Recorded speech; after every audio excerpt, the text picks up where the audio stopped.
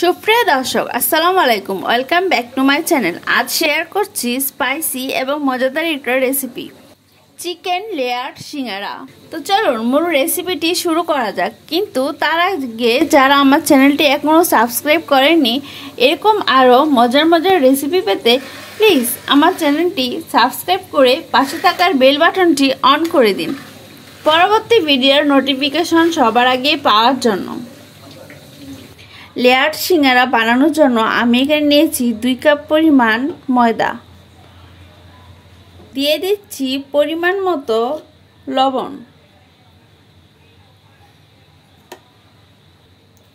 এখানে আমি দিয়ে দিচ্ছি 3 টেবিল চামচ সয়াবিন তেল। এখন আমি ময়দাটার সাথে লবণ সয়াবিন তেলটা ভালো করে এভাবে মাখিয়ে নিচ্ছি।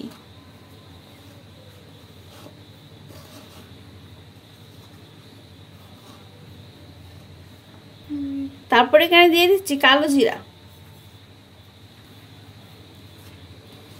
আবার একটু এভাবে মাখিয়ে নিচ্ছি। পরিমাণ মতো পানি দিয়ে নিলাম। এখন আমি ভালো করে ময়দাটা মাখিয়ে একটা ডো তৈরি করে নিচ্ছি। ডোটা কিন্তু তৈরি হয়ে গিয়েছে। 30 মিনিটের জন্য ডেকে রেখে দিচ্ছি। পুর তৈরি করার জন্য আমি এখানে 3 টেবিল চামচ পরিমাণ সয়াবিন তেল দিয়ে দিচ্ছি। এখানে আমি এখন দিয়ে দিচ্ছি গরম মশলা, একটা তেজপাতা ছিঁড়ে দিয়ে দিয়েছি। এখানে দিয়ে দিচ্ছি 1 চা চামচ পরিমাণ আদা বাটা, তারপর দিয়ে দিচ্ছি রসুন। এবার এই তেলের মধ্যে রসুন বাটা এবং আদা বাটাগুলো হালকা ভেজে নিচ্ছি।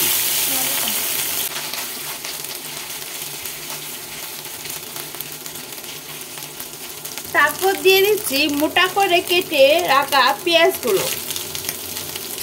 আপনারা সবাই কম বেশি হয়তো জানেন সিঙ্গারায় পেঁয়াজ মোটা করে কেটে নিতে হয়, কারণ এগুলো কিন্তু সাদা সাদাই থাকবে। এখন আমি দিয়ে দিচ্ছি কাঁচা মরিচ কুচি, দিয়ে আবার হালকা এভাবে ভেজে নিচ্ছি। হালকা ভেজে এর মধ্যে আমি দিয়ে দিচ্ছি 1 চা চামচ পরিমাণ ধনিয়া গুঁড়া, আর নিচ্ছি স্বাদ মতো মরিচের গুঁড়া, দিচ্ছি 1/2 চা চামচ হলুদের গুঁড়া। মশলাগুলো দিয়ে এবার নেড়ে নিচ্ছি।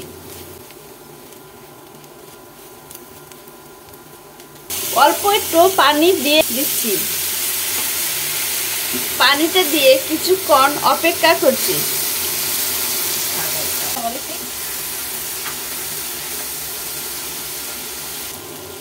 এবার আমি মুরগির কিমা করা মাংস 2 কাপ পরিমাণ দিয়ে দিচ্ছি। আপনারা চাইলে এটা গরুর মাংসের কিমা করেও দিতে পারেন, আবার খাসির কিমা করেও দিতে পারেন।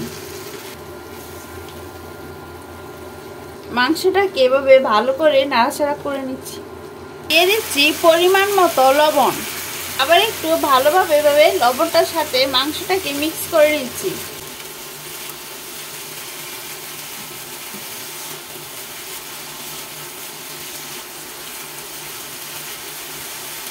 কুচি করে কেটে রাখা আলু, এখন আমি আবার মাংসের সাথে আলুটাকে ভালো করে নাড়াচাড়া করে নিচ্ছি। সিদ্ধ হওয়া পর্যন্ত অল্পর জন্য ডেকে দিচ্ছি। কিছুক্ষণ পরে ঢাকনাটা খুলে দেখে নিচ্ছি। আবার একটু এভাবে নাড়াচাড়া করে দিলাম। আলুটা সিদ্ধ হওয়ার জন্য এখানে আমি সামান্য পরিমাণ পানি দিয়ে নিলাম। পানি দিয়ে আমি কিছুক্ষণ ডেকে দিচ্ছি। এখন আমি ঢাকনাটা খুলে দেখে নিচ্ছি। এখন আমি এভাবে উল্টো করে নাড়াচাড়া করে নিচ্ছি। পুরটা কিন্তু হয়ে গিয়েছে। দেখতেই পাচ্ছেন তেলটা উপরে বেশি উঠেছে, তার মানে পুরটা হয়ে গিয়েছে। এখন আমি এটা চুলা থেকে নামিয়ে নিচ্ছি। 30 মিনিট পরে ঢাকনাটা খুলে দেখে নিচ্ছি। এই যে আটাটা এরকম করে গোল গোল করে নিচ্ছি।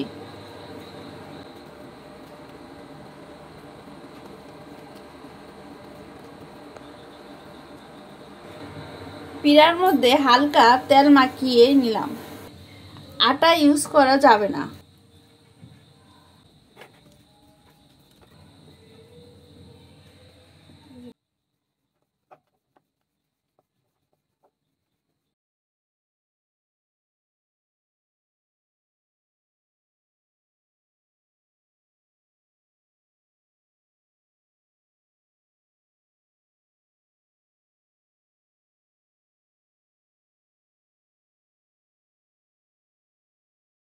এখন আমি এটার মাঝখান দিয়ে এভাবে কেটে নিচ্ছি।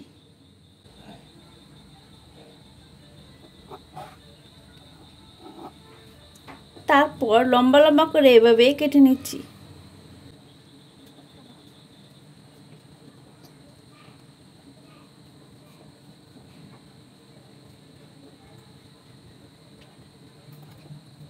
তারপর এটাকে এভাবে নিয়ে এখানে আমি মাংসের পুরটা ভিতরে দিয়ে দিচ্ছি।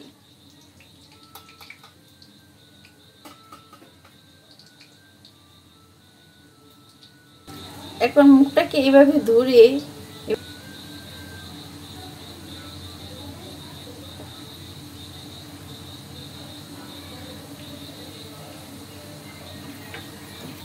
একটা কাঁটা চামচের সাহায্যে এখানে আমি মুখটা আটকিয়ে দিচ্ছি।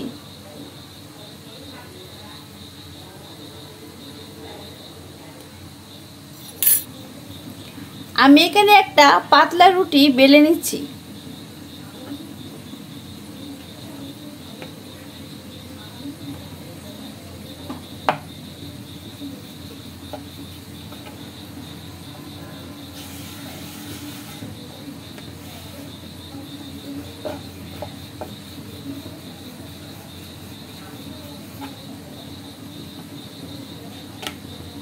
তারপর মাছ বরাবর এভাবে কেটে নিচ্ছি।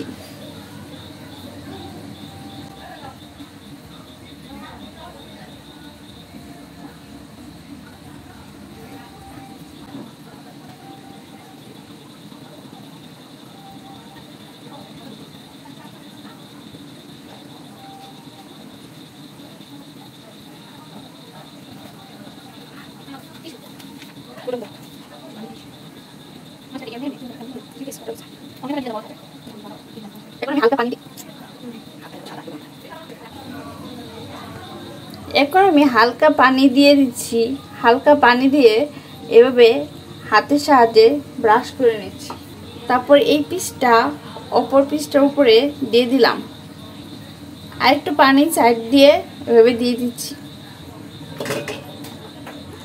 এখন এক পিসটা এভাবে দিয়ে অপর পিসটা এটার উপরে দিয়ে দিলাম, দিয়ে হালকা চেপে দিচ্ছি।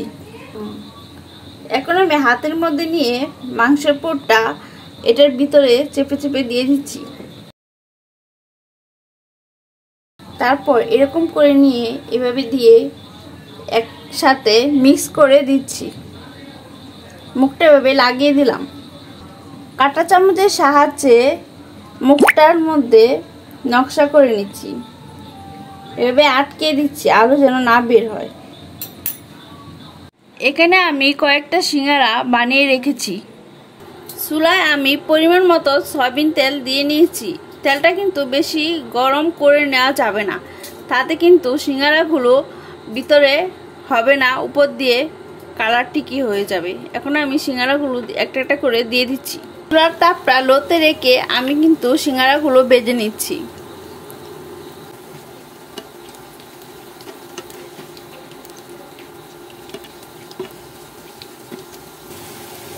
সবকটা সিঙ্গারা আমি এভাবে ভেজে নিব।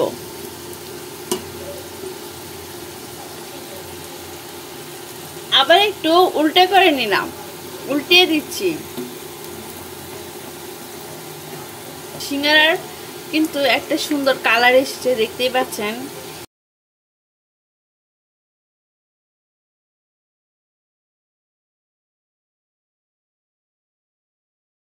এই সিঙ্গারাটা কিন্তু খেতেও অনেক মজা এবং সুস্বাদু হয়ে থাকে। দেখতেই পাচ্ছেন কি সুন্দর হয়েছে। আর এই যে দেখতেই পাচ্ছেন অনেক মচমচে হয়েছে। একটা আমি ভেঙে দেখাচ্ছি, এই দেখুন কি সুন্দর হয়েছে। আজ এই পর্যন্ত।